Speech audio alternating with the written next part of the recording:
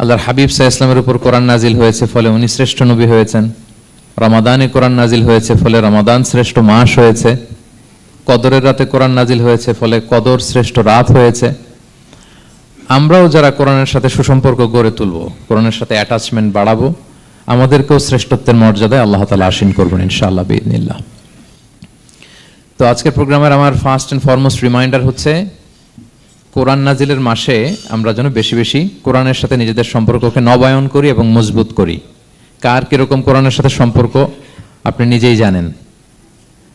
প্রতিদিন কত পৃষ্ঠা কোরআন তেলাওয়াত করেন, কোরআনের অর্থ পড়েন, কোরআনের তাফসির পড়েন কিংবা শোনেন, আপনি নিজেই জানেন। সো নিজে নিজে যেন একটু নিজেকে যেন কাঠগড়ায় দাঁড় করাই এবং নিজেকে যেন জিজ্ঞেস করি যে আমার সাথে কোরআনের সম্পর্ক কতটুকু মজবুত। যদি ঘাটতি থাকে, গ্যাপ থাকে, এটা যেন আমরা মেক আপ করি, ফুলফিল করি এই বরকতময় মাসে। আপনারা খেয়াল করে থাকবেন যে শুরুতেই আমি সূরা ওয়াদ-দুহা ওয়াল-লাইলি ইযা সাজা কয়েকটি আয়াত তেলাওয়াত করেছি। তো আজকে আমরা এই সূরাটির সংক্ষিপ্ত তাফসির পেশ করব ইনশাআল্লাহ বিইذنিল্লাহ। যে মজলিসে কোরআনের তাফসির হয়, আল্লাহর কালামের ব্যাখ্যা উপস্থাপন করা হয়, প্রেজেন্টেশন করা হয়, এর চেয়ে শ্রেষ্ঠ মজলিস কি পৃথিবীতে হতে পারে? আমরা পৃথিবীর সবচেয়ে শ্রেষ্ঠতম একটি মজলিস এখন বসে আছি। প্রিয় ভাই এবং বোনেরা, আমরা সূরা দোহার তাফসির শুনবো। এই সূরাটা মুখস্থ আছে না অনেকের? কোরআনের যে সমস্ত সূরা আমাদের অনেকেরই মুখস্থ, তার মধ্যে এটা অন্যতম একটা সূরা। এবং দেখবেন যে ইমাম সাহেবরা প্রায় এই সূরা তেলাওয়াত করে। যে সমস্ত সূরা দিয়ে প্রায় নামাজ পড়া হয়, এর মধ্যে অন্যতম একটা সূরা হচ্ছে সূরাতুদ দোহা। মুআয ইবনে জাবাল রাদিয়াল্লাহু তাআলা আনহুকে আল্লাহ রাসূল সাল্লাল্লাহু আলাইহি ওয়াসাল্লাম একটা এলাকার ইমাম বানিয়ে পাঠিয়েছিলেন। ওই এলাকার মুসল্লিরা ছিলেন, লোকজন ছিলেন শ্রমজীবী, কাজ করে খেত। সারাদিন ওট দিয়ে পানি সেচ করে খেজুর গাছে পানি দিত, খেজুরের চাষাবাদ করত, সারাদিন কষ্ট করে নামাজে যে জয়েন করত। তো উনি মাগরিবের নামাজে সূরা ফাতিহার পরে সূরা বাকারা তেলাওয়াত শুরু করলেন। সূরা বাকারা কোরআনের সবচেয়ে ছোট সূরা না? 286টা আয়াত, মানে সবচেয়ে বড় সূরা। তো মাগরিবের সালাত উনি যখন এত লম্বা তেলাওয়াত ধরলেন, মুসল্লিরা আর ইমাম সাহেবের সাথে থাকতে পারতেছে না। কারণ ওনারা তো, ইমাম সাহেবের হয়তো মন ফুরফুরে, উনি পড়তেছেন মনের আনন্দে দরাজ গলায়, কিন্তু মুসল্লিদের তো অবস্থা খারাপ। সারাদিন ওনারা খেতে খামারে কাজ করে আসছে, নামাজ ছেড়ে দিয়ে অনেকে চলে গেছে। একা একা নামাজ পড়ে যে আল্লাহ রাসূল সাল্লাল্লাহু আলাইহি ওয়াসাল্লামের কাছে যে বিচার দিল যে ইয়া রাসূলুল্লাহ, দেখেন এমন একজন ইমাম আপনি অ্যাসাইন করেছেন আমাদের এলাকায়, মাগরিবের নামাজে উনি সূরা বাকারা পড়ে, আর আমরা হচ্ছে শ্রমজীবী। রাসূল সাল্লাল্লাহু আলাইহি ওয়াসাল্লাম খুব রেগে গেলেন। মুআয ইবনে জাবালকে ডেকে বললেন, হে মুআয, আফাতানুন আনত, তুমি কি সমাজে ফিতনা ছড়াচ্ছ? তুমি জানো না এরা কারা? তোমার কি সূরা ওয়াদ-দুহা ওয়াল-লাইলি ইযা সাজা মুখস্থ নাই? তোমার কি ওয়াশ-শামসি ওয়া-দুহাহা এটা মুখস্থ নাই? তোমার কি সাব্বিহ ইসমা রাব্বিকাল আ'লা এই সূরাগুলো তোমার জানা নাই? উনি বললেন জানা আছে। তো এগুলো রেখে দিয়ে মাগরিবের নামাজে কেন সূরা বাকারা ধরলা? তোমার মুসল্লিরা তো শ্রমজীবী মুসল্লি। কারণ ইমামের দায়িত্ব হচ্ছে পেছনে কারা আছে এটা খেয়াল করা। অনেক সময় ইমাম সাহেব আল্লাহু আকবার বলে যে নামাজ ধরছে, কি হচ্ছে পেছনে আর খোঁজ খবর নাই।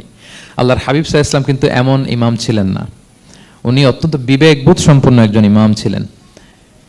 একবার পেছনে এক বাচ্চার কান্না শুনে উনি নামাজ ছোট করে দিয়েছেন। সবাই বললেন, ইয়া রাসূলুল্লাহ, এত ছোট নামাজ তো কখনো পড়তে দেখি না।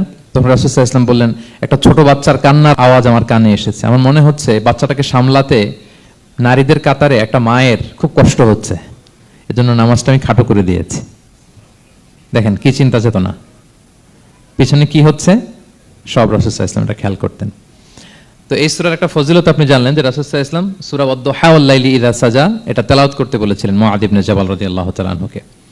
এটা কোরআনের 93 নম্বর সূরা। কত নম্বর? এটা মাক্কি সূরা, আর নাজিলের ধারাবাহিকতা অনুযায়ী এটা 11তম সূরা। মানে এই সূরার আগে আরো 10টা সূরা নাজিল হয়েছিল, তার মানে মক্কার একেবারে শুরুর দিকে এই সূরাটা নাজিল হয়েছিল। আপনারা জানেন যে এবছর আমার একটা বই এসেছে এক নজরে কোরআন নামে, সেখানে আমি প্রত্যেকটা সূরার সার সংক্ষেপ নিয়ে এসেছি, সংক্ষেপে, খুব সংক্ষেপে। কখনো যদি সুযোগ হয় আপনারা দেখবেন যে প্রত্যেকটা সূরা 5 পৃষ্ঠার মধ্যে আমরা নিয়ে আসার চেষ্টা করেছি। সেখানে এগুলো পাবেন, সূরাটা কয় নাম্বার, নাজিলের ধারাবাহিকতা কখন, তারপর কোরআন শরীফের মধ্যে কখন, এটার ফজিলত কি, এটার সেন্ট্রাল থিম কি, মেজর থিম কি, কজ এন্ড ইফেক্ট কি, সব কেস স্টাডি থেকে শুরু করে রিফ্লেকশন সব আমরা সেখানে উল্লেখ করেছি। তো এই সূরাটা শুরুর দিকে, একেবারে শুরুর দিকে নাজিল হয়েছে। তার আগে মাত্র 10টি সূরা নাজিল হয়েছে। তো নাজিল হতে হতে 10টা সূরা যখন নাজিল হলো, এরপর অনেক দিন রাসূল সাল্লাল্লাহু আলাইহি ওয়াসাল্লামের কাছে কোনো সূরা নাজিল হয় না। কয়দিন নাজিল হয় না? কোনো বর্ণনায় 15 দিন, কোনো বর্ণনায় 1 মাস, কোনো বর্ণনায় 2 মাস, কোনো বর্ণনায় 6 মাস, টানা 6 মাসের গ্যাপ ওহী নাজিল হয় না। আল্লাহর হাবিব সাল্লাল্লাহু আলাইহি ওয়াসাল্লাম তিনি ওহী মিস করতে শুরু করলেন, যে ঘটনা কি, কোরআন নাজিল হচ্ছে না কেন, হঠাৎ এত গ্যাপ কেন? ওনার মাথায় কয়েকটা জিনিস ঘুরপাক খেলো। একটা ঘুরপাক খেলো যে আমার কোনো কাজে আল্লাহ আবার অসন্তুষ্ট হলো নাকি, অথবা আমি কোরআনের আয়াত এই বাণীগুলো পৌঁছে দেওয়ার ক্ষেত্রে আমার কোনো গাফলতি হয়ে গেল নাকি, সামহাও কি আল্লাহর সাথে আমার কানেকশন এটা কি লুজ হয়ে যাচ্ছে, আমি কি কোনোভাবে আল্লাহ থেকে দূরে সরে পড়তেছি? রাসূল সাল্লাল্লাহু আলাইহি ওয়াসাল্লাম টেনশনে পড়ে গেলেন, চিন্তায় পড়ে গেলেন, কি রে ওহী আসে না কেন, আসে না কেন, আসে না কেন। এটা ছিল একটা দিক। আরেকটা দিক হচ্ছে আল্লাহর হাবিব সাল্লাল্লাহু আলাইহি ওয়াসাল্লামের কাছে কোরআনের আয়াত যাই নাজিল হতো উনি যে লোকদের কাছে প্রচার করে দিতেন। এখন নাজিল হয়েছে এখনই যে প্রচার শুরু, রাতে নাজিল হয়েছে রাতেই প্রচার শুরু, দিনে নাজিল হয়েছে দিনেই প্রচার শুরু, যখন নাজিল তখন প্রচার। কারণ আল্লাহ তাআলা বলেছেন, ইয়া আইয়ুহার রাসূলু বাল্লিগ মা উনজিলা ইলাইক মির রাব্বিক, আপনার রবের পক্ষ থেকে যা নাজিল হয়েছে প্রচার করেন। তো এই যে মাঝখান দিয়ে কয়েক মাস যার কোনো প্রচার টচার করে না, মুশরিকরা টিটকারি মারতে শুরু করলো, বলে কি মুহাম্মদ তোমার আল্লাহ তোমার ভুলে গেছে বোধহয়, তোমার আল্লাহ বোধহয় তোমাকে আর পছন্দ করে না। আগে তো প্রতিদিন কিছু না কিছু শোনাতা যে এইটা নাজিল হয়েছে, ওইটা আসছে, এই বিধান ওই বিধান, এখন তো কোনো খোঁজ খবর নাই। ঘটনা কি? আল্লাহর হাবিব সাল্লাল্লাহু আলাইহি ওয়াসাল্লামের চাচি উম্মে জামিল, আবুল হাবির স্ত্রী, সে আরো খারাপ কথা বললো। সে বলল, ইন্না শাইতানাকা ক্বাদ তারাকাক, তোমার কাছে যে একটা শয়তান আসতো এখন বোধহয় আর আসে না মুহাম্মদ, নাউযুবিল্লাহি মিন যালিক। এটা দিয়ে জিবরিল আলাইহিস সালামকে বুঝিয়েছেন। জিবরিল এসে কি কি যেন বলে, কই এখন তো কিছু বলো না। রাসূল বলবে কি করে, কারণ তিনি তো মন গড়া কিছু বলতেন না। আল্লাহর হাবিব সাল্লাল্লাহু আলাইহি ওয়াসাল্লাম মনে যা ইচ্ছা হয় মন গড়া কখনো কিছু বলেছেন? আওয়াজ করে বলেন, মন গড়া বলতেন তিনি? ওয়া মা ইয়ানতিকু আনিল হাওয়া ইন হুয়া ইল্লা ওয়াহয়ু ইউহা, আল্লাহর ওহী আসলে সেটা শোনাতেন। তো ওহীও আসে না, উনি শোনাতেও পারে না, ওহীও নাই, উনি শোনাতেও পারে না। এই যে একটা কষ্টকর মুহূর্ত রাসূল সাল্লাল্লাহু আলাইহি ওয়াসাল্লামের, কিরে মাসের পর মাস চলে গেল ওহী আসতেছে না কেন, আমার কি কোনো ভুল হচ্ছে নাকি, আল্লাহকে আমাকে অপছন্দ করলেন? রাসূল সাল্লাল্লাহু আলাইহি ওয়াসাল্লাম যখন এরকম দুশ্চিন্তিত, পেরেশান, অ্যাংজাইটিতে পড়ে গেলেন, ভারাক্রান্ত, ঠিক তখন রাসূল সাল্লাল্লাহু আলাইহি ওয়াসাল্লামকে সান্ত্বনা দেওয়ার জন্য এই সূরাটা আল্লাহ নাজিল করেছেন।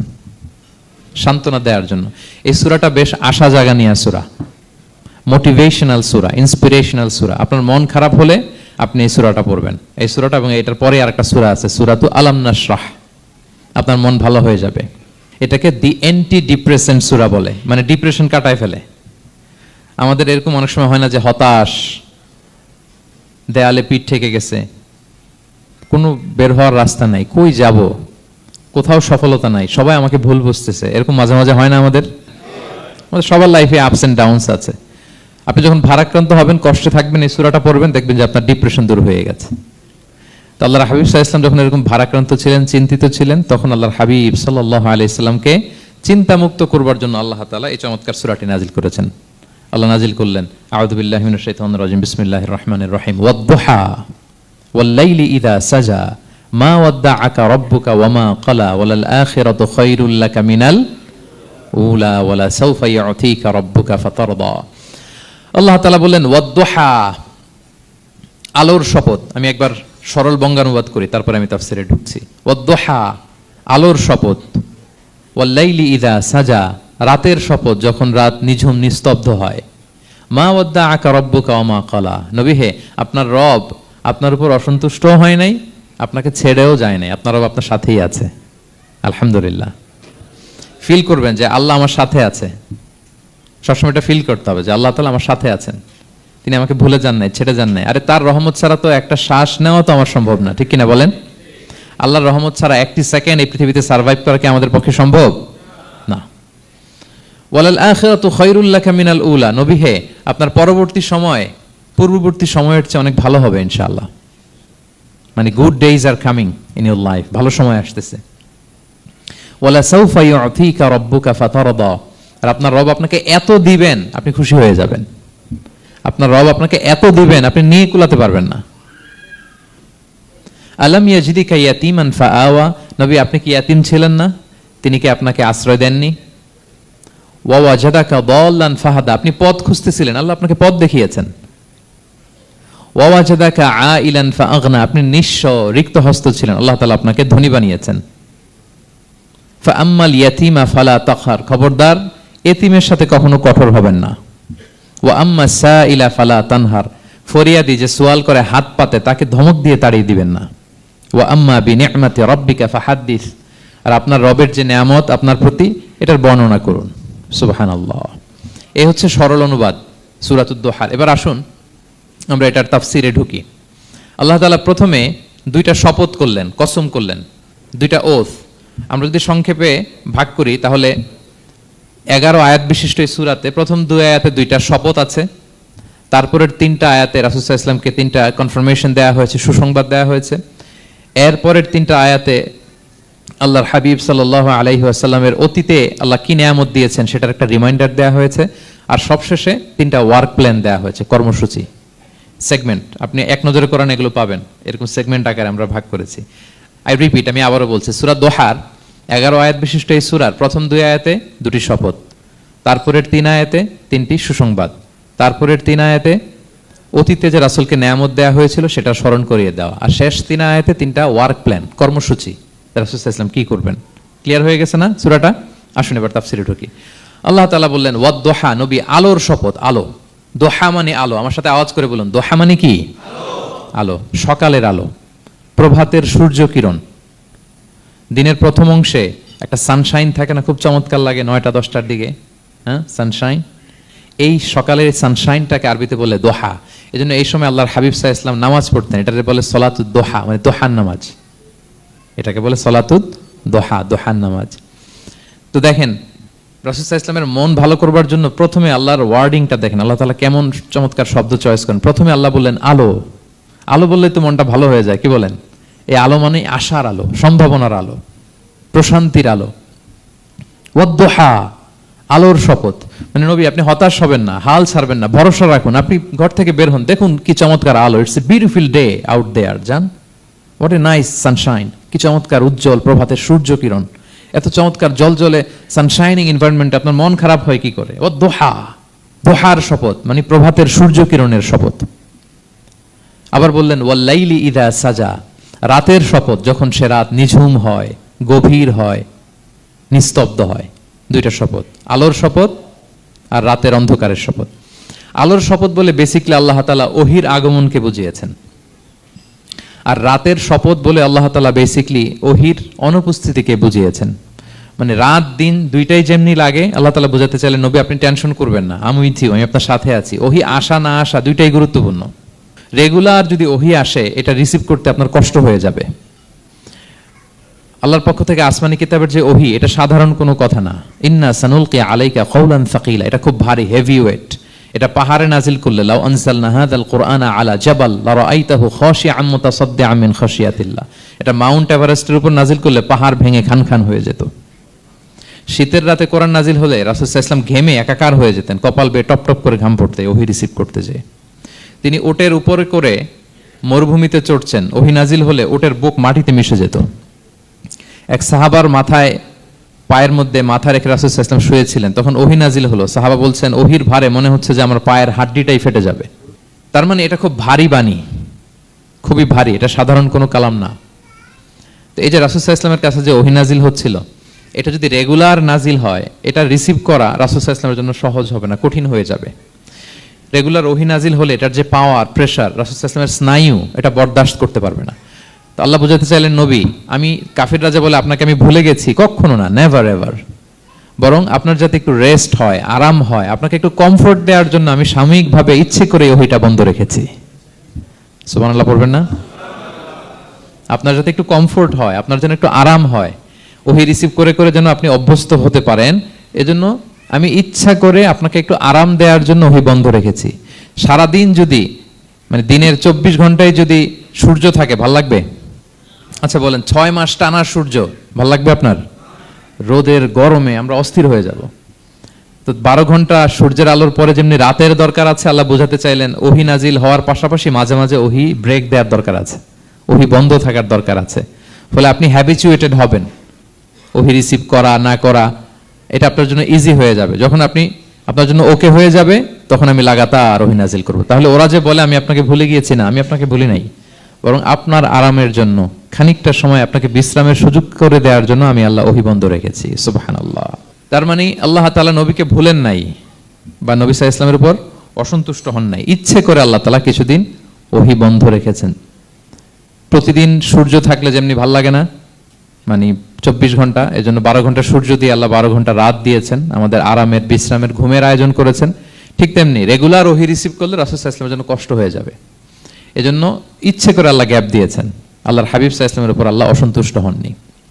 এটাই আল্লাহ তাআলা বললেন যে ওয়াদ-দুহা ওয়াল-লাইলি ইযা সাজা, প্রভাতের সূর্য কিরণের শপথ, রাতের নিঝুম নিস্তব্ধ পরিবেশের শপথ। মা ওয়াদ্দাআকা রাব্বুকা ওয়া মা ক্বালা, আপনার রব আপনারে ভুলেও যায় নাই, আপনারে ছেড়েও যায় নাই, আপনার উপর নাখোশ হয় নাই। সুবহানাল্লাহ। আপনার রব আপনার সাথেই আছে। এটা সবসময় ফিল করবেন যে আমার রব আমার সাথে আছে। এটা ফিল করলে আপনার মধ্যে যে সাহস আসবে আপনি কল্পনাই করতে পারবেন না যে এত এনার্জি আপনার ভিতরে আসলো কি করে। আপনারা খেয়াল করেছেন বছর খানিক আগে ভারতবর্ষের আমাদের এক বোনের সামনে কিছু সন্ত্রাসী ওরা জয় শ্রীরাম বলতেছিল, মনে আছে? কিন্তু আমার ওই বোন মুস্কান কি বলছিল বলেন তো? তার এক আল্লাহু আকবারে from north to south, from east to west, the entire globe প্রকম্পিত হয়েছে। আমরা সবাই পড়েছি আল্লাহু আকবার, সবাই আমরা কি পড়েছি? আল্লাহু আকবার। কারণ সে ফিল করেছে যে আল্লাহ আমার সাথে আছে। মনকে তুমি বুঝিয়ে বলো আল্লাহ আছেন আমার সাথে, এটা ফিল করতে হবে। আল্লাহর হাবিব সাল্লাল্লাহু আলাইহি ওয়াসাল্লামকে আল্লাহ তাআলা এইটাই অ্যাসিউরেন্স দিলেন, কনফার্মেশন দিলেন যে মা ওয়াদ্দাআকা রাব্বুকা ওয়া মা ক্বালা, আপনার রব আপনাকে ভুলে যায় নাই, আপনার রব আপনার প্রতি অসন্তুষ্ট হয় নাই। আমি ইচ্ছা করে ওহিটা বন্ধ রেখেছি যাতে আপনার আরাম হয়। সুবহানাল্লাহ। আল্লাহর হাবিব সাল্লাল্লাহু আলাইহি ওয়াসাল্লামের প্রতি আল্লাহ তাআলা কতটা টেক কেয়ার করতেন দেখেন। রেগুলার ওহি নাজিল হলে রাসূল সাল্লাল্লাহু আলাইহি ওয়াসাল্লামের কষ্ট হয়ে যাবে, এজন্য তিনি কিছুদিন ওহি বন্ধ রেখে রাসূল সাল্লাল্লাহু আলাইহি ওয়াসাল্লামকে বিশ্রামের ব্যবস্থা করে দিয়েছেন। তাহলে প্রথম 3টা আয়াত ক্লিয়ার না সবার কাছে? আচ্ছা, প্রথম 2টো আয়াতে 2টা শপথ গেল, এরপরে 3টা সুসংবাদ। সুসংবাদের প্রথমটা হলো আমি ভুলিও নাই ছাড়িও নাই, আপনার সাথে আছে। এরপর আল্লাহ বললেন ওয়ালাল আখিরাতু খায়রুল লাকা মিনাল উলা, নবী হে আপনার পরবর্তী সময় পূর্ববর্তী সময়ের চেয়ে ভালো হবে। নিশ্চয়ই আপনার পরবর্তী সময় পূর্ববর্তী সময়ের চেয়ে ভালো হবে। তার মানে গুড ডেইজ আর কামিং, ভালো সময় আপনার জীবনে আসছে, আপনি হতাশ হবেন না, নিরাশ হবেন না। এরপর আল্লাহ তাআলা বললেন ওয়ালা সাউফা ইউতিকা রাব্বুকা ফাতারদা, নবী হ্যাঁ আপনার রব আপনাকে এত দিবে আপনি খুশি হয়ে যাবেন। আপনার রব আপনাকে এত নেয়ামত দান করবে আপনি আপনার রবের প্রতি সন্তুষ্ট হয়ে যাবেন। সুবহানাল্লাহি বিহামদি। এবং তাই হয়েছে। যারা আপনারা সিরাত পড়েছেন, যারা আল্লাহর হাবিব সাল্লাল্লাহু আলাইহি ওয়াসাল্লামের জীবনী নিয়ে ধারণা রাখেন, তারা দেখবেন যে আল্লাহর রাসূল সাল্লাল্লাহু আলাইহি ওয়াসাল্লাম যেখানেই মনে কষ্ট পেয়েছেন, বিষণ্ণ, চিন্তিত, তখনই আল্লাহ তাআলা রাসূল সাল্লাল্লাহু আলাইহি ওয়াসাল্লামের চিন্তা দূর করে রাসূল সাল্লাল্লাহু আলাইহি ওয়াসাল্লামকে সন্তুষ্ট করেছেন। যখনই রাসূল সাল্লাল্লাহু আলাইহি ওয়াসাল্লামের মনে কষ্ট, তিনি চিন্তিত, তখনই আল্লাহ তাআলা ওনাকে হ্যাপি করেছেন। কাইন্ড অফ রাসূলকে হ্যাপি করাই আল্লাহর কাজ, আল্লাহর হাবিব সাল্লাল্লাহু আলাইহি ওয়াসাল্লামকে হ্যাপি করাই আল্লাহ তাআলার কাজ। দেখেন কিভাবে আল্লাহ তাআলা আল্লাহর হাবিব সাল্লাল্লাহু আলাইহি ওয়াসাল্লামকে হ্যাপি করেছেন, একটু খেয়াল করে দেখেন। মক্কাতে যখন খুব জটিল অবস্থা, দাওয়াতি কাজ চালিয়ে নেওয়াটা রাসূল সাল্লাল্লাহু আলাইহি ওয়াসাল্লামের জন্য কষ্ট হয়ে যাচ্ছে, নমুসলিম সাহাবাদের উপর অত্যাচার, তখন আল্লাহর হাবিব সাল্লাল্লাহু আলাইহি ওয়াসাল্লাম দেখলেন যে এই মক্কার দুজনের একজনকে আমার চাই। তাদের একজন যদি ইসলামের ছায়াতলে আসে তাহলে ইসলামের পাল্লাটা ভারী হয়। কারা? একজন হচ্ছে ওমরে ফারুক আর একজন আবু জাহাল। দুজনের একজন তখন ইসলাম ধর্ম গ্রহণ করে নাই। তো রাসূল সাল্লাল্লাহু আলাইহি ওয়াসাল্লাম কেঁদে কেঁদে আল্লাহর কাছে ফরিয়াদ জানালেন, আল্লাহুম্মা আইজ্জাল ইসলামা বিআহাব্বি হাযাইন আর রাজুলাইনি ইনদাক। আল্লাহ আমি কাউকে স্পেসিফিক তোমার কাছে চাই না, শুধু এটাই বলি দুইজন লোকের নাম বলবো, এই দুইজন লোকের মধ্যে থেকে যাকে তোমার পছন্দ হয় তাকে তুমি ইসলামের ছায়াতলে এনে ইসলামকে শক্তিশালী করো। এক হচ্ছে আবু জাহাল, আরেক হচ্ছে ওমরে ফারুক। এই দোয়াটা তিনি করতে লাগলেন। আর খুব চিন্তিত, দুজনের কেউই মুসলমান হয় না। একদিন হঠাৎ সাহাবারা বললেন ইয়া রাসূলুল্লাহ, আল্লাহর হাবিব সাল্লাল্লাহু আলাইহি ওয়াসাল্লাম তখন দারুল আরকামের ভেতরে বসা। সাহাবারা বললেন ইয়া রাসূলুল্লাহ আপনি এখান থেকে সরে যান, কারণ ওমরে ফারুক নাঙ্গা তলোয়ার নিয়ে আসতেছে আপনাকে হত্যা করবার জন্য। তো আল্লাহ রাসূল সাল্লাল্লাহু আলাইহি ওয়াসাল্লাম বললেন যে তোমরা সরে যাও, আমার মনে হচ্ছে ওই যে চোখের পানি ছেড়ে আমি দোয়া করেছি ওই দোয়া আজকে কবুল হতে শুরু করেছে, তোমরা সরো। ঠিকই ওমরে ফারুক রাদিয়াল্লাহু তাআলা আনহু আসলেন, এসে তিনি তলোয়ার রেখে দিয়ে বললেন আশহাদু আল্লা ইলাহা ইল্লাল্লাহ ওয়া আশহাদু আন্না মুহাম্মাদান আবদুহু ওয়া রাসূলুহু, আমি সাক্ষ্য দিচ্ছি আল্লাহ ছাড়া কোনো ইলাহ নেই এবং আপনি আল্লাহর প্রেরিত বান্দা এবং রাসূল। এই দৃশ্য দেখে রাসূল সাল্লাল্লাহু আলাইহি ওয়াসাল্লাম খুশি হয়ে গেলেন। ওয়ালা সাউফা ইউতিকা রাব্বুকা ফাতারদা, আল্লাহ বলেছিলেন যে নবী হে আপনাকে এত দিব, আপনার রব আপনাকে এত নেয়ামত দিবে, আপনি শুধু খুশিই হবেন, সন্তুষ্ট হবেন আমার প্রতি। এদের রাসূল সাল্লাল্লাহু আলাইহি ওয়াসাল্লামের দোয়া কবুল করে আল্লাহ তাআলা ওমরে ফারুককে ইসলামের ছায়াতলে এনে ইসলামকে শক্তিশালী করলেন। ফাতারদা, রাসূল সাল্লাল্লাহু আলাইহি ওয়াসাল্লাম খুশি হয়ে গেলেন। এভাবে প্রতিটা ক্ষেত্রে মক্কাতে যখন খুব কঠিন অবস্থা, রাসূল সাল্লাল্লাহু আলাইহি ওয়াসাল্লাম তায়েফে চলে গেলেন দাওয়াত দেওয়ার জন্য। নেইবারিং সিটি, আপনারা যে হজ উমরা করেছেন জানেন, মক্কার পাশের সিটি তায়েফ। দাওয়াত দিলেন, দাওয়াত প্রত্যাখ্যান করলো তারা। শুধু তাই না, ফিজিক্যালি হ্যারেস করা হলো আল্লাহর হাবিব সাল্লাল্লাহু আলাইহি সাল্লামকে। রাসূল সাল্লাল্লাহু আলাইহি ওয়াসাল্লামের জামা ধরে গা ধরে টানা হেচড়া করা হলো, পাথর মারা হলো, তিনি রক্তাক্ত হলেন। হামালাতুল জিবাল, পাহাড় রক্ষী ফেরেশতারা বলল, ইয়া রাসূলুল্লাহ, আপনি যদি আদেশ দেন তায়েফের দুই দিকের পাহাড় দিয়ে এমন চাপা দিব পুরো তায়েফের জনপদ একেবারে ভ্যানিশ হয়ে যাবে। আল্লাহর হাবিব সাল্লাল্লাহু আলাইহি ওয়াসাল্লাম বললেন, না, আমি আশা করি তাদের পরবর্তী নেক্সট জেনারেশনের কেউ না কেউ পড়বে লা ইলাহা ইল্লাল্লাহ মুহাম্মাদুর রাসূলুল্লাহ। তাই হয়েছে। এখন তায়েফে যান, শুধু মসজিদ আর মসজিদ, মসজিদ আর মসজিদ। কি চমৎকার পরিবেশ! তায়েফে গেলে মনেই হবে না আরব দেশ। বৃষ্টি হয় প্রতিদিন, অনেক চাষাবাদ হয়, চমৎকার এলাকা। রাসূল সাল্লাল্লাহু আলাইহি ওয়াসাল্লামের দোয়ার বরকত। তো তায়েফবাসী দাওয়াত প্রত্যাখ্যান করলো। রাসূল সাল্লাল্লাহু আলাইহি ওয়াসাল্লাম গায়ের রক্ত পরিষ্কার করে নাখলা নামক খেজুরের বাগানে যায়েদ রাদিয়াল্লাহু তাআলা আনহুকে ফজরের নামাজ পড়তেছিলেন। আল্লাহর হাবিব সাল্লাল্লাহু আলাইহি ওয়াসাল্লাম যখন ফজরের সালাতে তেলাওয়াত করতে লাগলেন, একদল জিন পাশ দিয়ে যাচ্ছিল। তারা তাদের এলাকায় যেয়ে বলল, ইন্না সামি'না কুরআনান আজাবা ইয়াহদি ইলা রুশদি ফাআমান্না বিহি। জিনেরা আগে আকাশের উপরে উঠে ফেরেশতারা কি বলে চুরি করে শুনে আসতো। হঠাৎ জিনেরা আর উপরে যেতে পারে না। উপরে যেতে চাইলেই ফাআতবাআহু শিহাবুন সাকিব, আগুনের পাথর মারা হয়। ঘটনা কি? সব জিনেরা বৈঠক বসালো। ঘটনা কি? আগে কত তথ্য আগে জেনে যেতাম, জেনে গণকদেরকে বলতাম, গণকরা আমাদেরকে ধন্যবাদ জানাইতো। তো এখন তো আসমানের সিকিউরিটি এত বেড়ে গেল কেন? কারণ কি? ওই যে শেষ নবী আসার কথা যে মনে হয় চলে আসছে, দেখো তো কোথায় আসছে উনি। খুঁজতে খুঁজতে খুঁজতে একদল ওই দিন ফজরের সময় আল্লাহর হাবিব সাল্লাল্লাহু আলাইহি ওয়াসাল্লাম রক্তাক্ত হয়ে ফজরের সালাত যখন পড়তেছেন, ওই কোরআন তেলাওয়াত শুনে তারা এলাকায় যেয়ে বলল যে ইন্না সামি'না কুরআনান আজাবা, এক আজীব কোরআন শুনে আসছি, ইয়াহদি ইলা রুশদি, এই কোরআন মানুষকে হেদায়েতের পথে নিয়ে যায়। ফাআমান্না বিহি, আমরা ঈমান এনে ফেললাম। সুবহানাল্লাহ পড়েন। তো রাসূল সাল্লাল্লাহু আলাইহি ওয়াসাল্লাম তো এটা জানেন না। আল্লাহ তাআলা জিবরাইল মারফত জানালেন যে, হে নবী, আপনি এসেছিলেন ম্যানকাইন্ডকে দাওয়াত দিতে। তায়েফের তারা দাওয়াত গ্রহণ করে নাই, ম্যানকাইন্ড রিজেক্ট করেছে। কিন্তু আরেকটা জাতি আছে যাদেরকে আপনি দেখেন না, তাদেরকে বলে জিন কাইন্ড, মানে জিন জাতি। পুরো জিন জাতি কালিমা পড়ে মুসলমান হয়ে গিয়েছে। নবী বলে, সাউফা ইউতিকা রাব্বুকা ফাতারদা, নবী আপনার রব আপনাকে এত নিয়ামত দিবেন আপনি খুশি হয়ে যাবেন। নবী সাল্লাল্লাহু আলাইহি ওয়াসাল্লাম ওইখানে আবার খুশি হয়ে গেলেন। রক্তাক্ত, ইনজুর্ড, কিন্তু যখন শুনলেন মানুষ জাতি তারা ঈমান আনে নাই, কিন্তু জিন জাতি তারা ঈমান এনেছে, আল্লাহর হাবিব সাল্লাল্লাহু আলাইহি ওয়াসাল্লাম আবার আনন্দিত হলেন। তাহলে আল্লাহর হাবিব সাল্লাল্লাহু আলাইহি ওয়াসাল্লামকে আনন্দিত করাই হচ্ছে আল্লাহর কাজ, খুশি রাখাই হচ্ছে আল্লাহর কাজ। সুবহানাল্লাহি বিহামদিহি। আল্লাহর হাবিব সাল্লাল্লাহু আলাইহি ওয়াসাল্লামের বয়স যখন 50 বছর, ওনার কাছের দুজন আত্মীয় মারা গেল। ওনার প্রিয়তমা স্ত্রী খাদিজা রাদিয়াল্লাহু তাআলা আনহা ইন্তেকাল করলেন। ওনার প্রিয় চাচা আবু তালেব ইন্তেকাল করলেন। দুইজনই শেল্টার দিত, একজন ঘরে একজন বাইরে। আবু তালেবের কারণে কেউ রাসূল সাল্লাল্লাহু আলাইহি ওয়াসাল্লামের গায়ে হাত তোলার সাহস পায় নাই। তো উনি যখন ইন্তেকাল করলেন, রাসূল সাল্লাল্লাহু আলাইহি ওয়াসাল্লাম বিপদে পড়ে গেলেন। সারাদিন কাফেরদের বকা ঝকা গালি খেয়ে ঘরে যখন আসতেন, খাদিজা রাদিয়াল্লাহু তাআলা আনহার কথা শুনলে ওনার হৃদয়টা প্রশান্ত হয়ে যেত।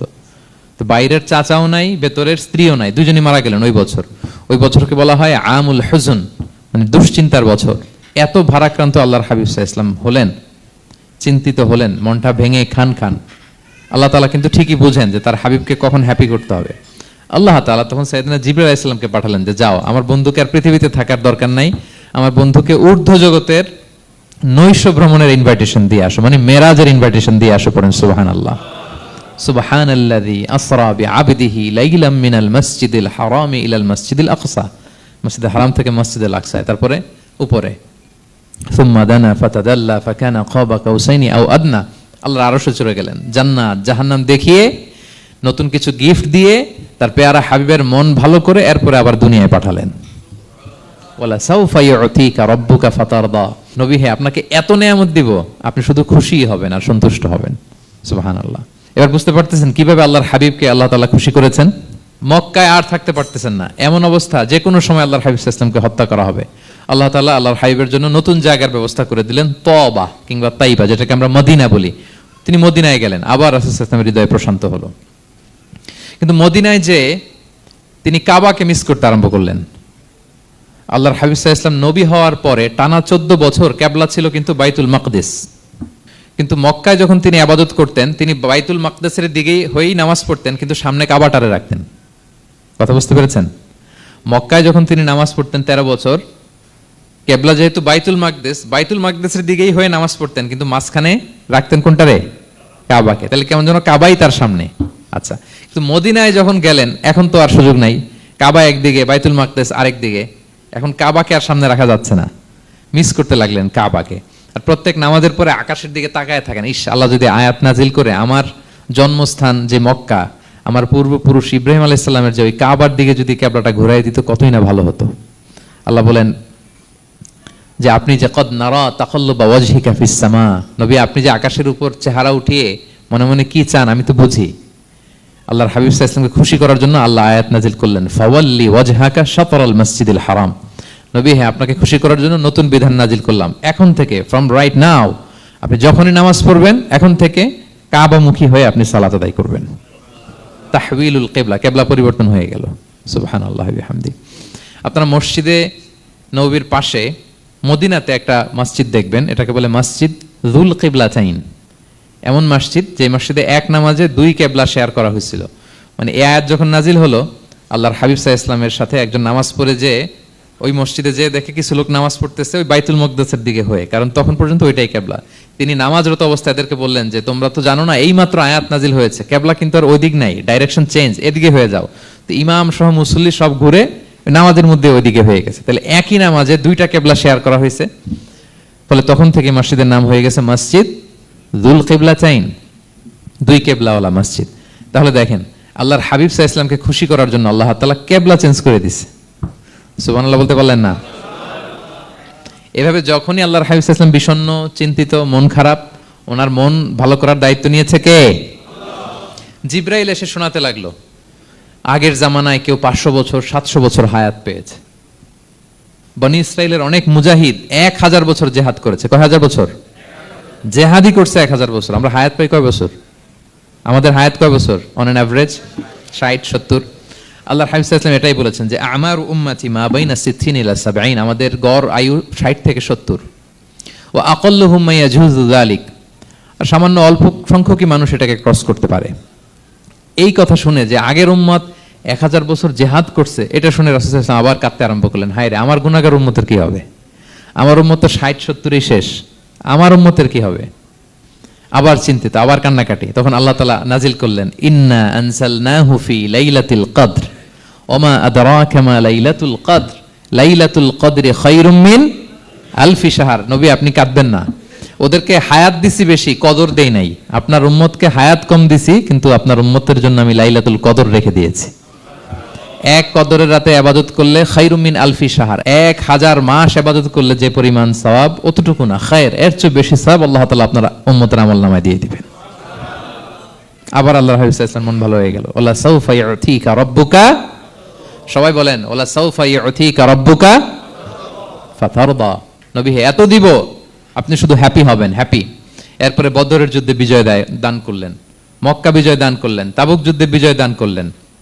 সব শেষে জান্নাতে ওনার জন্য স্পেশাল একটা জায়গা থাকবে, ওই জায়গায় কেউ বসতে পারবে না। জায়গাটার নাম মাকামে মাহমুদ। ওয়া মিনাল লাইলি ফাতাহাজ্জাদ বিহি নাফিলাতাল লাকা আসা আন ইয়াবআসাকা রাব্বুকা মাকামান মাহমুদা। ওই মাকামে মাহমুদের সিংহাসনে আল্লাহর হাবিব সাল্লাল্লাহু আলাইহি ওয়াসাল্লাম বসবেন, ওনার জন্য স্পেশাল খাস, কেউ এখানে বসতে পারবে না। তার মানে হ্যাপি শুধু দুনিয়াতেই করবে না, আল্লাহ তাআলা আল্লাহর হাবিবকে আখিরাতেও করবে।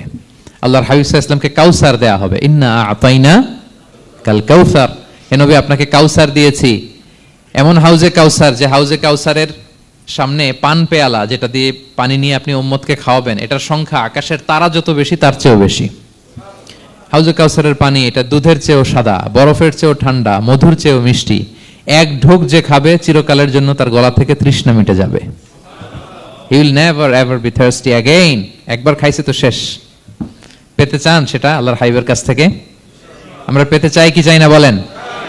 ইন্না আতাইনাকাল কাউসার। নবী আপনাকে আমি কাউসার দিয়েছি। সব শেষে আল্লাহর হাবিব সাল্লাল্লাহু আলাইহি ওয়াসাল্লাম সুপারিশ করার অনুমতি পাবেন, যেদিন কেউ সুপারিশ করতে পারবে না। সবাই বলবে নফসি নফসি নফসি নফসি, থার থার করে কাঁপবে। এক একজন নবী, ইব্রাহিম আলাইহিস সালাম, ঈসা আলাইহিস সালাম, মুসা আলাইহিস সালাম থার থার করে কাঁপবে। আর আল্লাহর হাবিব সাল্লাল্লাহু আলাইহি ওয়াসাল্লাম ওই মাকামে মাহমুদে সিংহাসন ফেলে দিয়ে সেজদা এক শুধু কাঁদতে থাকবে, আর সেজদার মধ্যে বলবে উম্মতি উম্মতি উম্মতি উম্মতি। হে আল্লাহ আপনি আমার গুনাহগার উম্মতকে বাঁচান, আল্লাহ আপনি আমার গুনাহগার উম্মতকে বাঁচান, আল্লাহ আপনি আমার গুনাহগার উম্মতকে বাঁচান। আল্লাহ তাআলা এটা সহ্য করতে না পেরে জিবরাইল আলাইহিস সালামকে বলবেন যে ওয়াসআলহু মা ইউবকিক, জিবরাইল যাও জিজ্ঞেস করো তো আমার বন্ধু এত কাঁদে কেন, কি চায় জিজ্ঞেস করো। তো আল্লাহর হাবিব সাল্লাল্লাহু আলাইহি ওয়াসাল্লাম বলবেন আল্লাহুম্মা উম্মতি উম্মতি, আল্লাহ আমার উম্মতকে বাঁচান, আমার গুনাহগার উম্মতকে বাঁচান। আল্লাহ তাআলা এবার জিবরাইল মারফত বলবেন যে ইযহাব ইলা মুহাম্মদ সাল্লাল্লাহু আলাইহি ওয়াসাল্লাম, যাও মুহাম্মদের কাছে যাও, ওয়াকুল্লাহু তাকে বলো দুনিয়াতে যেমনি কখনো কষ্ট পেতে দেই নাই, বারবার তাকে হ্যাপি করেছি খুশি করেছি, ওয়া ইন্না সানুরদিকা ফি উম্মাতিকা ওয়ালা নাসুক, আজকের এই কঠিন দিনেও আমার হাবিবকে আমি কষ্ট দিব না, তার উম্মতের ব্যাপারেও তাকে আমি খুশি করে দেব। তার গুনাহগার উম্মতের ব্যাপারেও আজকে মুহাম্মদ সাল্লাল্লাহু আলাইহি ওয়াসাল্লামকে আমি খুশি করে দেব। আল্লাহর হাবিব সাল্লাল্লাহু আলাইহি ওয়াসাল্লাম তখন সুপারিশ শুরু করবেন। আল্লাহু আকবার, আল্লাহু আকবার। ওয়ালা সাউফা ইউতিকা রাব্বুকা ফাতারদা, নবী হে আপনাকে এত নেয়ামত দিব আপনি নিয়ে কুলাতে পারবেন না। সব শেষে এই গুনাহগার উম্মতকে সুপারিশ করে জাহান্নাম থেকে নাম কাটিয়ে সবাইকে নিয়ে তিনি একটা ফ্ল্যাগ হাতে নিয়ে তিনি জান্নাতের দিকে ছুটবেন। ওই ফ্ল্যাগের মধ্যে লেখা থাকবে আলহামদু। কি লেখা থাকবে? মানে প্রশংসা, প্রশংসার পতাকা। নিজেও তো প্রশংসিত। মুহাম্মদ মানে কি জানেন? মুহাম্মদ মানে কি? প্রশংসিত। এই কারণে মুহাম্মদ সাল্লাল্লাহু আলাইহি ওয়াসাল্লামকে মক্কার লোকেরা গালি দিয়েও শান্তি পেত না। মানে যদি বলি এই প্রশংসিত লোকটা খারাপ, কথাটা হইল? প্রথমে আগে বলা লাগে কি? প্রশংসিত। মুহাম্মদ মানে কি? তো এজন্য মক্কার লোকেরা রাসূল সাল্লাল্লাহু আলাইহি ওয়াসাল্লামকে মুহাম্মদ না বলে ডাকতো মুদাম্মাম, মানে নিন্দিত। তো মুদাম্মাম তো রাসূলের নাম না, রাসূল সাল্লাল্লাহু আলাইহি ওয়াসাল্লামের নাম কি? মুহাম্মদ, প্রশংসিত। এজন্য গালি দিয়েও তারা মজা করতে পারতো না, সুবিধা করতে পারতো না। গালি দিলেও আগে প্রশংসা করে নেওয়া লাগতো। প্রথমে বলতো মুহাম্মদ পাগল, এরকম বলতো নাউযুবিল্লাহ। তার মানে প্রশংসিত লোকটা পাগল হইলো, এটা গালি হইছে? ঘুরে ফিরে তো প্রশংসাই হয়ে গেল। তো আল্লাহর হাবিব সাল্লাল্লাহু আলাইহি ওয়াসাল্লাম লিওয়াউল হামদ, প্রশংসার ফ্ল্যাগ নিয়ে বিশাল উম্মতকে নিয়ে জান্নাতে অভিমুখে যাবেন এবং জান্নাতের দরজায় হি উইল বি দা প্রথম নক করবেন উনি। তখন জান্নাতের রক্ষী ফেরেশতা বলবে মান আনতা, কে? আল্লাহর হাবিব সাল্লাল্লাহু আলাইহি ওয়াসাল্লাম বলবেন আনা মুহাম্মদ, আমি মুহাম্মদ। তো ফেরেশতা বলবে আমরা দাঁড়ায় আছি এজন্য আল্লাহ বলে দিয়েছেন মুহাম্মাদের আগে কাউকে যেন এন্ট্রি দেয়া না হয়। আপনার আগে যেন কারো জন্য জান্নাতের দরজা না খুলি, স্পেশাল উপর থেকে অর্ডার আছে। আপনি যেহেতু নক করেছেন, ওয়েলকাম, আসেন। পুরো উম্মাহ নিয়ে আল্লাহর হাবিব সাল্লাল্লাহু আলাইহি ওয়াসাল্লাম জান্নাতে ঢুকবেন। ওয়ালা সাউফা ইউতিকা রাব্বুকা ফাতারদা, নবী হে আপনাকে অচিরেই এত নেয়ামত দিব আপনি সন্তুষ্ট হয়ে যাবেন। প্রথম দুইটা শপথ গেল, এরপর তিনটা সুসংবাদ গেল।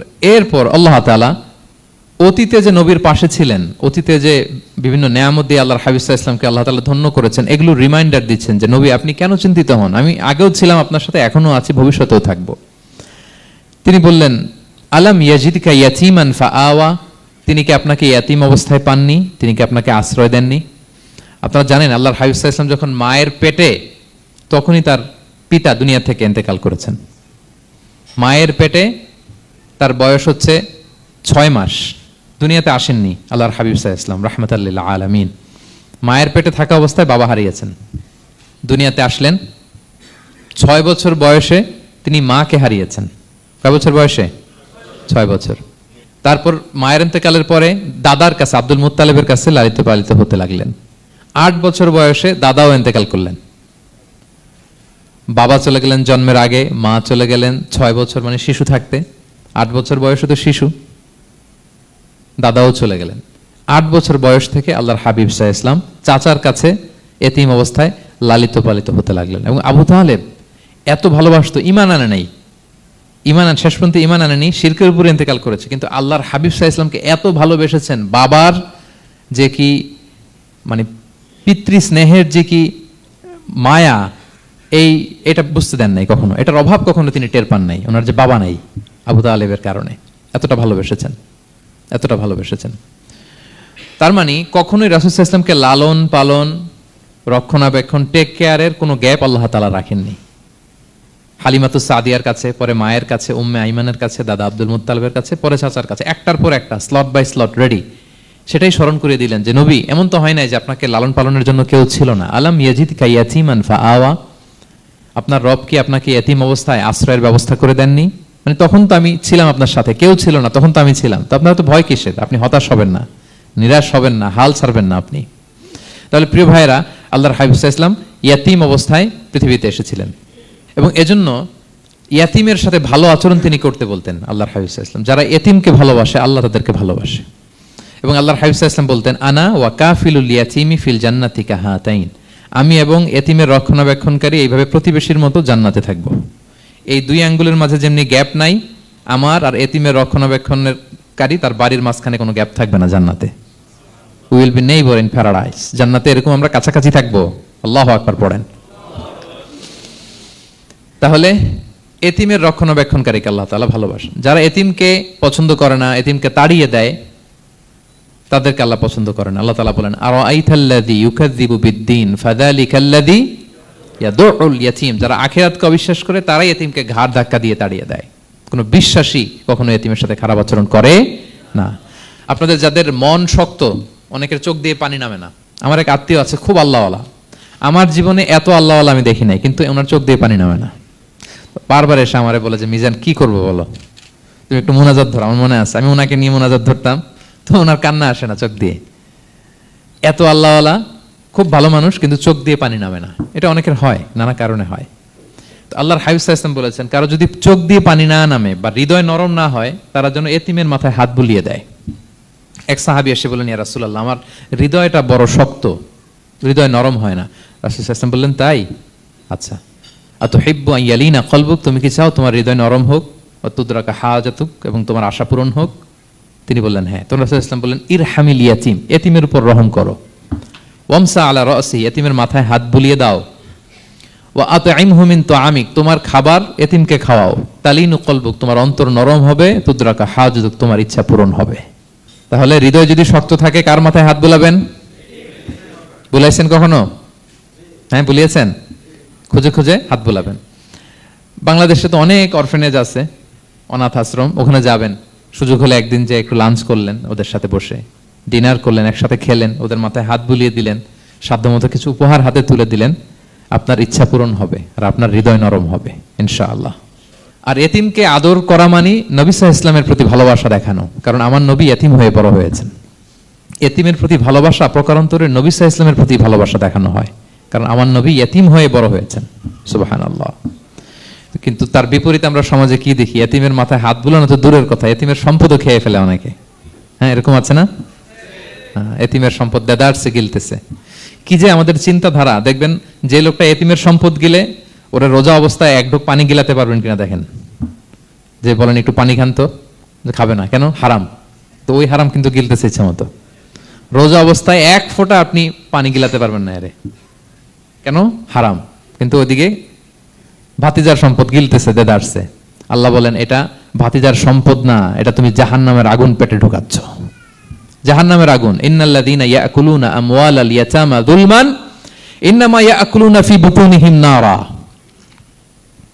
ওয়া সায়াসলাউনা সাঈরা। যারা এতিমের সম্পদ খায়, এটা সম্পদ না, এটা জাহান্নামের আগুন তুমি পেটে ঢুকাচ্ছ। সো এতিমের প্রতি যেন আমরা নমনীয় হই, তাদের মাথায় হাত বুলাই, তাদের জন্য খরচ করি, তাদের প্রতি যেন আমরা দয়াদ্র হই, কারণ আমার নবী এতিম অবস্থায় বড় হয়েছেন। তাহলে নবী সাল্লাল্লাহু আলাইহি ওয়াসাল্লামকে এটা স্মরণ করে দিলেন, নবী আপনি তো এতিম ছিলেন, আমি তো আপনাকে রক্ষণাবেক্ষণের ব্যবস্থা করছি। আর কি করেছি? ওয়াজাদাকা দাল্লান ফাহাদা, নবী আপনাকে আমি এমন অবস্থায় পেয়েছি, আপনি পথ খুঁজতেছিলেন, আমি আপনাকে পথ দেখিয়েছি। You are searching the right path and I guided you to the right sense of direction. আপনি পথ খুঁজতেছিলেন, আমি পথ দেখাইছি। এখানে দল্লানের অর্থ পথভ্রষ্ট করা যাবে না। ওয়াজাদাকা দাল্লান, হে নবী আপনাকে আমি পথভ্রষ্ট পেয়েছি, পরে পথ দেখাইছি, এরকম বলা যাবে না। এটা আল্লাহর হাবিব সাল্লাল্লাহু আলাইহি ওয়াসাল্লামের ক্ষেত্রে প্রযোজ্য নয়। অনেক বাংলা তাফসীর অর্থে আমি দেখেছি পথ হারা, নবী আপনাকে আমি পথ হারা পেয়েছি, পথ দেখেছি, এটাও খুব একটা সুন্দর না। সবচেয়ে সুন্দর হচ্ছে নবী আপনি পথ খুঁজতেছিলেন, সত্যের অনুসন্ধানী ছিলেন। অনেক সময় দেখবেন অনেক পথিক যেতে যেতে এমন এক জায়গায় যায়, দেখে 3 রাস্তা কিন্তু কোনো সাইনবোর্ড নাই। পুরাতন রাস্তাগুলোতে এরকম অনেক সময় হতো না আমাদের, 3 দিকে রাস্তা, কোনো সাইনবোর্ড নেই, তো যাবো কই? এটা বুঝালেন যে নবী আপনি পথ খুঁজতেছিলেন, আমি আপনাকে দেখিয়েছি, হে নবী এটাই সিরাতুল মুস্তাকিমের পথ। ওয়াজাদাকা দাল্লান ফাহাদা, আপনি পথ খুঁজতেছিলেন, আমি আপনাকে পথ দেখিয়েছি। তো ছোটবেলায় সাথে ছিলাম, পথ খুঁজতেছিলেন, পথ দেখালাম, আমি আপনার ভুললাম কোথায়? কাফিরদের কথায় মন খারাপ করেন কেন যে তারা বলে আমি আপনাকে ভুলেছি, ছেড়েছি? নো, নেভার এভার, আমি আপনার সাথেই আছি। তারপর আল্লাহ তাআলা বললেন, ওয়াজাদাকা আইলান ফাআগনা, তিনি আপনাকে রিক্ত হস্ত, নিঃস্ব পেয়েছেন, সম্পদহীন অবস্থায় পেয়েছেন, পরে সম্পদশালী করেছেন। সুবহানাল্লাহ। আল্লাহর হাবিব সাল্লাল্লাহু আলাইহি ওয়াসাল্লাম শুরুতে সম্পদের অত যোগান ছিল না, পরে খাদিজা রাদিয়াল্লাহু তাআলা আনহার সাথে যখন বিয়ে হলো, আল্লাহ তাআলা সম্পদের কষ্ট দূর করলেন। কারণ খাদিজা রাদিয়াল্লাহু তাআলা আনহা অনেক বড় ব্যবসায়ী ছিলেন। বিয়ের আগে পার্টনারশিপে বিজনেস ছিল রাসূল সাল্লাল্লাহু আলাইহি ওয়াসাল্লামের সাথে। আল্লাহর হাবিব সাল্লাল্লাহু আলাইহি ওয়াসাল্লাম শ্রম দিয়েছেন, খাদিজা রাদিয়াল্লাহু তাআলা আনহার ইনভেস্টমেন্ট ছিল। তো ওই শ্রমে খাদিজা রাদিয়াল্লাহু তাআলা আনহার এক বান্ধবী, তিনি এমন প্রশংসা করলেন এসে আল্লাহর হাবিব সাল্লাল্লাহু আলাইহি ওয়াসাল্লামের ব্যাপারে যে এমন লোক আমি দেখি নাই, ওনার কথা বার্তা, চলন, কথন, ডিলিং সব আলাদা। পুরো কাফেলার মধ্যে উনি একরকম, পুরো কাফেলা আরেক রকম। এই কথা শুনে তো খাদিজা রাদিয়াল্লাহু তাআলা আনহা আকৃষ্ট হলেন যে এরকম একজন সৎ লোকই তো আমার চাই। প্রস্তাব দেয়া হলো, চাচাদের কাছে বিয়ে হয়ে গেল। এবং বিয়ের পরে খাদিজা রাদিয়াল্লাহু তাআলা আনহা নারীদের মধ্যে সর্বপ্রথম শাহাদা বাক্য পড়ে মুসলমান হয়েছিলেন। নিজের সব সম্পদ আল্লাহর হাবিব সাল্লাল্লাহু আলাইহি ওয়াসাল্লামের পায়ের সামনে এনে দিয়ে দিলেন, ইয়া রাসূলুল্লাহ, আমার সম্পদ মানে আপনার সম্পদ, ইসলামের জন্য যত মনে চায় আপনি খরচ করেন। অযথাকা আইলান ফাআগনা, আপনাকে আল্লাহ নিঃস্ব পেয়েছেন, সম্পদের ব্যবস্থা করে দিলেন। পরবর্তীতে মদিনায় যে খায়বার যুদ্ধের পরে অনেক সম্পদের ব্যবস্থা আল্লাহ তাআলা করে দিয়েছিলেন। তাহলে ছোটবেলায় ইয়াতিম ছিলেন, আল্লাহ টেক কেয়ার করলেন। পথ খুঁজতেছিলেন, আল্লাহ পথ দেখায় দিলেন। আর্থিক সমস্যা ছিল, এটাও আল্লাহ দূর করে দিলেন। এবার আল্লাহ তাআলা বিষ্ণু ঈসা ইসলামকে 3টা ওয়ার্ক প্ল্যান দিবেন, কর্মসূচি। 1 নম্বর কর্মসূচি হচ্ছে ফাআম্মাল ইয়াতীমা ফালা তাকহার, নবী খবরদার এতিমের সাথে কখনো কঠোর আচরণ করবেন না। 1 নম্বর কর্মসূচি, কারণ আপনি তো এতিম ছিলেন, এতিমের দুঃখ আপনি না বুঝলে বুঝবে কে? এতিমের সাথে কখনো কঠোর হবেন না। আল্লাহর হাবিব সাল্লাল্লাহু আলাইহি ওয়াসাল্লাম কখনো এতিমের সাথে কঠোর হন না। এতিম তো দূর কি বাত, কারোর সাথে তিনি কঠোর হন না। ওনার কাছে চাইলে উনি না বলতে পারতেন না, নো, নাই, দিব না, এটা বলতে জানতেন না। নো ওনার ডিকশনারিতে ছিল না, চাইলেই দিতেন। একবার আল্লাহর হাবিব সাল্লাল্লাহু আলাইহি ওয়াসাল্লামের কাছে একটা জামা, কয়টা? আপনার জামা কয়টা? আমার জামা কয়টা? জুব্বা তখন কয়টা ছিল?